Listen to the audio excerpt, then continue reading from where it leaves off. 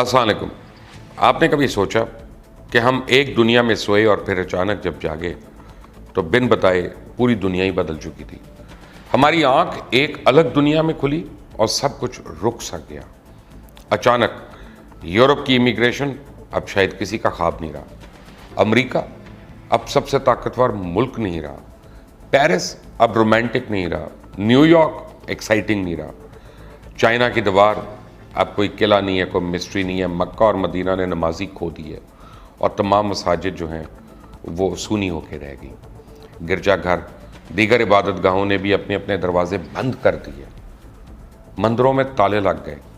سب موت سے گھبرائے ہوئے تھے اور سب کو ایک ساتھ یہ اندازہ ہوا کہ زمین پر انسان کی کوئی حیثیت نہیں رہی اور یہ صرف ایک سکور بورڈ بن کر رہ گئے.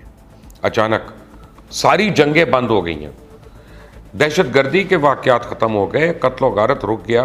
قاتل و مقتول انسان آسمان کے انصاف کے سامنے اشتہاری بن گئے. ایک وائرس کی وجہ سے, ایک ایسے وائرس کی وجہ سے جسے آنکھ دیکھ بھی نہیں سکتی. اچانک سکون, ملنا جلنا, گلے ملنا, بوسہ دینا یہ خطرناک ترین ہتھیاروں میں بدل گئے. لوگ اپنے پیاروں کے جنازوں میں شامل ہونے اور انہیں غسل دے کے قبر میں اتارنے سے کترانے لگے. موت, ماتم, تعزیت سب کچھ بدل گیا. انسان نے جتنی بھی ترقی کی ہے اس کے باوجود ایسا بھی بھلا کبھی تھا کہ ہزاروں لوگ مر رہے ہوں اور رابطے تعزیت اور اظہار افسوس کرنے والا پاس نہ آئے. کیا یہ عجیب ہوا کہ اپنے پیارے عزیزوں اور دوستوں سے دور رہنا ہی محبت کا اظہار بن گیا. اچانک ہم نے محسوس کیا کہ طاقت, خوبصورتی, دولت اور ہتھیاروں کی کوئی حقیقی قیمت نہیں. اور یہ ہماری سب سے بڑی پریشانی بن گئی کہ اگر ہمارے اندر یہ وائرس چلا گیا ہے تو کیا ہمارے پاس وافر مقدار میں آکسیجن بھی موجود ہے کہ نہیں. وینٹیلیٹرز کی اہمیت توپوں سے اور جہازوں سے اور آبدوزوں سے کہیں زیادہ بڑھ گئی. زندگی کی تمام سہولتیں رک گئیں. ہوائی اڈے, school, university, sports clubs, restaurants, cafes, جتنی ایکسائٹنگ چیزیں تھیں بند ہو گئیں. نہ ایئرپورٹ سے مسافر ہیں, نہ اسکولز اور کالجز میں بچے ہیں. بازار ویران ہیں, کھیل کے میدان سنسان ہیں.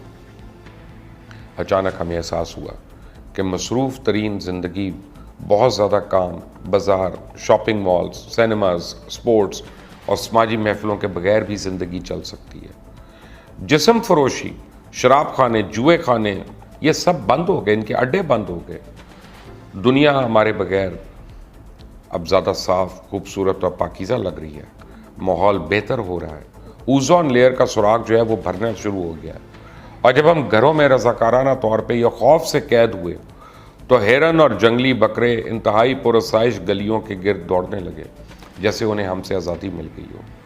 انسانوں کو اب احساس ہوا کہ جانور چڑیا گھر میں کیا محسوس کرتے ہوں گے. آج کل بڑی تنہائی ہے. وہ جن کے پاس وقت ہی نہیں ہوتا تھا ان کے پاس بھی بے پناہ وقت ہے. وہ جب غصہ آتا ہے تو اس کیفیت پہ غور کرنے کے لیے فراغت کے کئی پل ہیں. پوری دنیا کو جو سوچنے اور غور کرنے کا موقع ملا ہے شاید اس سے پہلے کبھی نہیں ملا. آسمان کا رنگ بدل چکا ہے. دھوپ اور سورج میں فرق پڑ گیا ہے. سورج زیادہ چمکدار ہو گیا ہے. دنیا بھر میں اربوں افراد گھروں تک محدود ہونے سے ہمارے سیارے زمین کی حرکت کرنے کے انداز پہ بھی فرق پڑ رہا ہے اور زمین پہلے کی نسبت بہت کم ہل رہی ہے. انسانی سرگرمیاں در حقیقت پس منظر میں شور کی طرح ہے. بیک گراؤنڈ جب ہوتا ہے نا ساؤنڈ, اس کی طرح, کہ جس کی وجہ سے یہ سننے میں دشواری ہوتی ہے کہ ہماری زمین میں قدرتی طور پہ کیا ہو رہا ہے. اور اب ہم زمین کی آواز بھی سن سکتے ہیں جو شاید کہہ رہی ہے کہ اس کو بھی سکون درکار ہے, اسے بھی چھٹی چاہیے, اس کو بھی کوئی ویکنڈ چاہیے. اور اگر انسانوں کو سمجھ نہیں آئے گا تو پھر اسے چھٹی کرانا آتی ہے. بڑے بڑے فرعونوں کے پیچھے لوگ چھپے رہتے تھے. ان کا کام ہی یہ تھا کہ جہاں پہ کوئی فرعون ہو اپنے آپ کو وہ اس کے ساتھ ہی کھڑے ہو کے ناقابل تذکیر سمجھنے لگتے. یہ شخص اس کے کان میں کہے تم جتنے بھی طاقتور صحیح مگر لافانی نہیں. ہمیں قدرت نے بھی کئی بار یہ یاد دہانی کرا دی, کبھی زلزلوں, کبھی طوفانوں, کبھی ہماری اپنی پیدا کردہ جنگوں سے, مگر ہم نے سنا ہی کب, اور پھر اس دنیا میں ہی مگن ہو جاتے ہیں. اس نادیدہ جرمز یا وائرس کی وجہ سے اس کی مار جھیلنے کے بعد تو لگتا ہے کہ دنیا ویسی نہیں رہے گی جیسے پہلے تھی. ہم نہ بھی چاہیں تو تب بھی.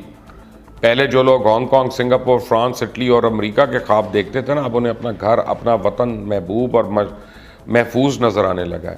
اور ہمیں سبق ملا ہے کہ امریکہ دنیا کا سب سے طاقتور ملک ہرگز نہیں ہے, بلکہ سب سے زیادہ لاچار نظر آ رہا ہے اس وقت. تو وبا نے ہماری طرز زندگی، رویے، عادات اور اطوار اور معمولات کو یکدم بدل کے رکھ دیا. ایک حقیر سے وائرس نے ساری دنیا کو تہہ و بالا کر کے رکھ دیا. حالانکہ دھرتی میں جنبش تک نہیں ہوئی، لیکن ایک وائرس جو کہ نظر نہیں آتا، اس کے زلزلے نے پورے کرۂ ارض کو لرزا کر رکھ دیا. اس وبا نے کیا سکھایا؟ ہم فاسٹ فوڈ اور غیر ضروری سرگرمیوں کے بغیر بھی زندہ رہ سکتے ہیں. ہم گاڑیوں کے بغیر بھی چل سکتے ہیں. Plazas, skyscrapers, underpasses اور ہیڈ بریجز اور under head overhead bridges اور یہ سڑکیں اور پل، یہ ان سے بہت زیادہ ہسپتالوں کی تعمیر کی ضرورت ہے. اور دولت کی ہوس انسان سے زیادہ انسان کی بقا جو ہے وہ اہم ہے.